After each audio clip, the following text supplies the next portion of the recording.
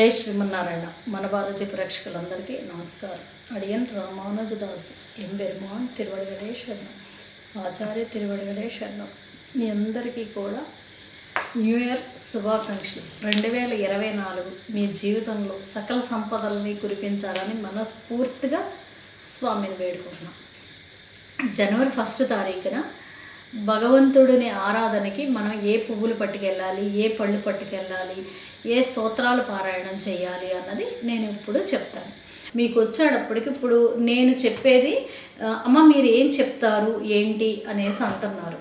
నేను వచ్చేటప్పటికి న్యూమరాలజీ అంటే జాతకాన్ని నేను డేట్ ఆఫ్ బర్త్ ప్రకారం, మీరు పుట్టిన డేట్ ఆఫ్ బర్త్ ప్రకారం మీరు పుట్టిన డేటు, నెల, సంవత్సరాన్ని కౌంట్ చేసుకుని వీటిలన్నిటితోటి మీరు ఏ నెలలో పుట్టారు, ఏ డేట్లో పుట్టారు, ఏ సంవత్సరంలో పుట్టారు, డెస్టినీ ఎంత వస్తుంది, దీని నుంచి మీ జీవితం ఎలా ఉండబోతుంది, ఇప్పటి వరకు ఎలా ఉంది, రేపొద్దున్న ఫ్యూచర్ ఎలా ఉండబోతుంది, ఇందులో గవర్నమెంట్ జాబ్ ఉందా, లేదంటే లవ్ మ్యారేజ్ ఉందా, లేదంటే కనుక మీకు సమస్యలు ఎదురవుతాయా, లేదంటే జీవితం సుఖంగా వెళ్ళిపోతుందా, ఇవన్నిటిని కూడా మీ జాతకాన్ని, మీ డేట్ ఆఫ్ బర్త్ని పరిశీలించి చెప్పడం అనేది ఉంటుంది.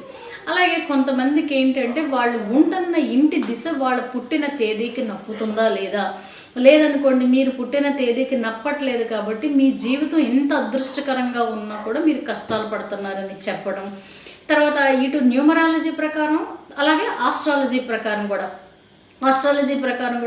చాలామందికి తెలియని విషయం ఏంటంటేనండి, పుట్టిన తేదీల్లో అంటే అటు ఆస్ట్రాలజీ ప్రకారం కావచ్చు, ఇటు న్యూమరాలజీ ప్రకారం కావచ్చు, చంద్రగ్రహణ యోగం అలాగే సూర్యగ్రహణ యోగం అనేసి ఉంటాయండి. ఎందుకనంటే చూడండి, నిండు చంద్రుణ్ణే గ్రహణం పడుతుంది, అలాగే నిండు సూర్యుడినే గ్రహణం పడుతుంది. ఇలా ఉంటాయి అన్నమాట. వీటి వలన వాళ్ళ జీవితం చాలా రకాల కష్టాల్లోకి వెళ్ళిపోతుంటుంది. దానికి రెమెడీస్ ఏంటి? సమస్యలు ఎవరికైనా, కష్టాలు ఎవరికైనా వస్తాయి, కానీ దాన్ని ఎదుర్కోవాలి అని అంటే ఏ రకమైన పరిహారంతో, ఏ రకమైన చిన్న పేర్లో చిన్న కరెక్షన్ తోటి చక్కటి అదృష్టాన్ని మనం ఎలా తెచ్చుకుంటాం అన్న దాని గురించి నేను చెప్పడం అనేది ఉంటుంది. కాబట్టి మీకు ఎవరికైనా కావాలి అని అనుకుంటే హైదరాబాద్ నేను వస్తుంటాను. డైరెక్ట్ అపాయింట్మెంట్ కావాలనుకుంటే హైదరాబాద్లో చూసుకోవచ్చు, లేదంటే ఏలూరు కావాలనుకుంటే ఏలూరులోనూ తీసుకోవచ్చు. అలాగే ఇతర కంట్రీస్ వాళ్ళకి వీళ్ళకి అందరికీ కూడా రాలేని వాళ్ళకి నేను ఫోన్ ద్వారా మీకు అపాయింట్మెంట్ ఇవ్వడం అనేది ఉంటుంది. కాబట్టి ఎవరికైనా సరే జాతకంలో అంటే సమస్యలు పడేవాళ్ళు, కష్టాలు పడేవాళ్ళు ఈ రకమైన చిన్న చిన్న మార్పులతోటి అదృష్టాన్ని తెచ్చుకోవచ్చు. అలాగే మనకు వచ్చేటప్పటికి మన ఛానల్లో అంటే నేను ఇప్పటి వరకు వచ్చేటప్పటికి ఒకటి గుర్తుంచుకోండి, నేను ఎవరి గురించి కూడా నాకు చాలామంది చెప్తుంటారు, అమ్మ ఈ ఫోన్ గురించి పరిచయం చేయండి, లేదంటే దీని గురించి చెప్పండి అమ్మా అంటారు. నేను ఎవరి గురించి ఎప్పుడూ చెప్పలేదు.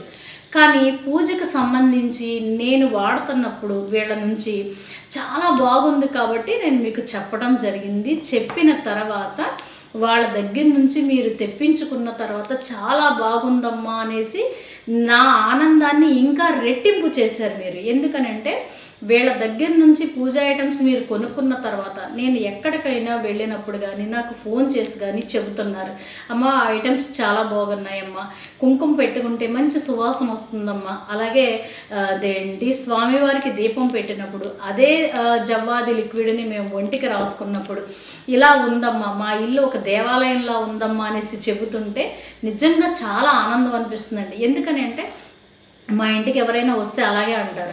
మరి అలాగే మీ ఇంటికి వచ్చినప్పుడు కూడా మీరు అగరత్తులు కానీ, లేదంటే స్వామివారికి వినియోగించే జవ్వాది లిక్విడ్ కానీ, జవ్వాది పౌడర్ కానీ, ఈ చందనం కానీ, వీటిలన్నిటి నుంచి కూడా మంచి సువాసన రావడం వలన ఇంట్లో ఉన్న నెగిటివ్ ఎనర్జీ అనేది వెళ్ళిపోయి పాజిటివ్ ఎనర్జీ వచ్చి మనం ఒక రకంగా ప్రశాంతమైన జీవితాన్ని గడుపుతున్నాం. కాబట్టి చాలామంది నాకు చెప్తున్నారు.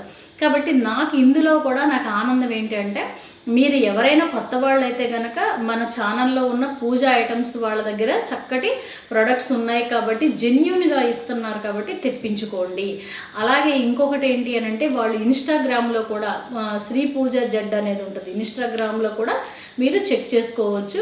ఏం కావాలన్నా సరే చక్కగా ఎమ్మటే పంపిస్తున్నారు, వాళ్ళ దగ్గర తెప్పించుకోండి. ఎందుకు నేను చెబుతున్నాను అని అంటే, మనం ఇప్పుడు ధనుర్మాసంలో ఉన్నాం. అందులోనూ ధనుర్మాసంలో నెల్లాళ్ళు కార్తీక మాసం వెళ్ళిపోయింది. కార్తీక మాసం వెళ్ళిపోయి ధనుర్మాసం వచ్చిన ఎన్నో ధనుర్మాసాలు వస్తుంటాయి. కానీ ప్రతిరోజు నిత్యం మనం పూజ చేసుకుంటాం. నిత్యం పూజ చేసుకుంటానికి కూర్చుని ప్రశాంతంగా చేసుకోవాలి అని అంటే అక్కడ దీపం పెట్టి అక్కడ కూర్చోవాలి అని అంటే మనసుని మనం భగవంతుడి దగ్గర కట్టేయాలి అంటే ఆ వాతావరణం అంతా కూడా ప్రశాంతంగా మంచి సువాసనతోటి ఉండాలి. ఆ సువాసన అనేది వీళ్ళ ద్వారా మనం తెచ్చుకున్నాం కాబట్టి మీరందరూ తెప్పించుకోండి అమ్మా అని చెప్తున్నాను. కాబట్టి ప్రతి ఒక్కళ్ళు కూడా చక్కగా వాళ్ళ దగ్గర తెప్పించుకుని చక్కగా పూజ చేసుకుని ప్రశాంతమైన జీవితంతో స్వామిని మీరు పూజ ద్వారా మెప్పించుకుని మీరు అదృష్టవంతులు అవుతారని, అలాగే మీకు అష్టైశ్వర్యాలు స్వామి అమ్మతో సహా ప్రసాదించాలని మనస్ఫూర్తిగా వేడుకుంటున్నాం. 1 తారీఖు వచ్చేటప్పటికి మనకి జనవరి 1 సోమవారం వచ్చింది. సోమవారం వచ్చింది. అందులోనూ ఒక రకంగా చెప్పాలంటే కొన్ని డేట్లు గనక సోమవారం రోజు నాడు కానీ అంటే ఆదివారం కానీ తర్వాత బుధవారం కానీ ఇలా వస్తే కొన్ని ఎక్కువ శాతం పవర్ అనేది ఉంటుందండి. ఆ రోజున 1 తారీఖు రావడం వలన కొంతమంది జీవితంలో మనశ్శాంతి ఉండడం, కొంతమంది జీవితంలో మనశ్శాంతి లోపించడం అనేది జరుగుద్ది. ఎందుకంటే సోమవారం రోజు నాడు 1 తారీఖు, అందులోనూ జనవరి 1 వచ్చింది కాబట్టి చాలా జాగ్రత్తగా మీరు ఉండండి. అయితే భగవంతుడిని ఆరాధించడం కోసం మీరేం చేస్తారు అని అంటే మీరు వెంకటేశ్వర స్వామి కానీ, రాముల వారు కానీ, నరసింహస్వామి కానీ, కృష్ణాలయం కానీ ఈ అన్నిటిలోనూ విష్ణుమూర్తి ఆలయంలో ఏ ఆలయానికైనా వెళ్ళొచ్చు. కానీ మీరేం చేస్తారు అంటే వెళ్ళేటప్పుడు అంటే ప్రతి ఒక్కళ్ళు తెలుసుకోవాల్సింది ఏంటి అని అంటే భగవంతుణ్ణి సేవించుకుంటూ మన కర్మల్ని పోగొట్టుకుంటున్నాం కాబట్టి నమ్మకంతో వెళ్ళండి. నాకు ఖచ్చితంగా ఈ స్వామి నా కర్మను తీసేసి నాకు చక్కటి అదృష్టాన్ని ఇస్తారు, అమ్మ అనుగ్రహం కలుగుతుంది అనేసి వెళ్ళండి. అయితే వెళ్ళినప్పుడు ఏం చేస్తారు అంటే కమలా పలపకాయలు పట్టుకెళ్ళండి. మీరు ఎవరికైనా పెద్దవాళ్ళకి ఇచ్చేటప్పుడు, మీ గురువులకి ఇచ్చేటప్పుడు, ఇంకెవరికైనా ఇచ్చేటప్పుడు కూడా కమలాలే ఇవ్వండి ఈ జనవరి 1కి. అలాగే స్వామివారి ఆరాధనకి కూడా మీరు కమలాలే పట్టుకెళ్ళండి. పువ్వుల విషయానికి వచ్చేటప్పటికి చామంతులు పట్టుకెళ్ళండి. చక్క నిండుగా ఉన్న చామంతులు పట్టుకెళ్ళండి. చామంతుల్లో మీ ఇష్టం అంటే వైట్ పట్టుకెళ్ళొచ్చు, లేదంటే తెల్లవి పట్టుకెళ్ళొచ్చు, పసుపు రంగు పట్టుకెళ్ళొచ్చు, కొంచెం ఎరుపు రంగును క్రీమ్ కలర్లో కలుస్తాయి చూసారు, అలాంటివి కూడా పట్టుకెళ్ళొచ్చు. మరి వైలెట్ కలర్లో ఇలాంటివి ఉన్న చామంతులు మాత్రం పట్టుకెళ్ళకండి, ఓకేనా. తర్వాత ఇంకొకటి ఏంటంటే ఏం చెయ్యాలి అంటే వెంకటేశ్వర స్వామి గుడికి వెళ్ళిన తర్వాత మీరు ఆ రోజున 27 ప్రదక్షిణాలు చెయ్యండి. బాగా గుర్తుంచుకోండి. ఆ రోజున స్వామి వారికి 27 ప్రదక్షిణాలు చెయ్యండి. చేసిన తర్వాత మీరు స్వామికి దండం పెట్టుకుని మీ కోరికలు ఏవైతే ఉన్నాయో ఆయనకి చెప్పుకున్న తర్వాత అక్కడ కూర్చోండి.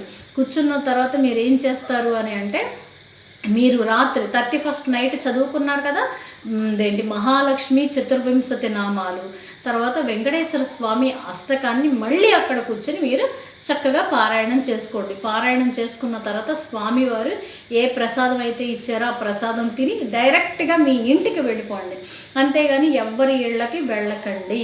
ఇలా గనక మీరు చేసినట్టయితే మీకు ఈ సంవత్సరం అంతా కూడా అమ్మ స్వామి అనుగ్రహం పుష్కలంగా ఉండి మీరు కోరుకున్న కోరిక అలాగే మీ వృత్తి వ్యాపారాల్లో చక్కగా శీఘ్రంగా సంపదల్ని సంపాదించుకుంటూ ఉన్నతంగా ఎదగడం అనేది ఉంటుంది. కానీ జాగ్రత్త, ఎందుకనంటే 2024 అంతా కూడా ఎక్కువ శాతం ఆర్థిక నష్టాలు, ఆర్థికంగా ఇబ్బందులు పడే అవకాశాలు ఎక్కువ ఉన్నాయి కాబట్టి కొంచెం పొదుపుగా ఉండడం అలవాటు చేసుకోండి.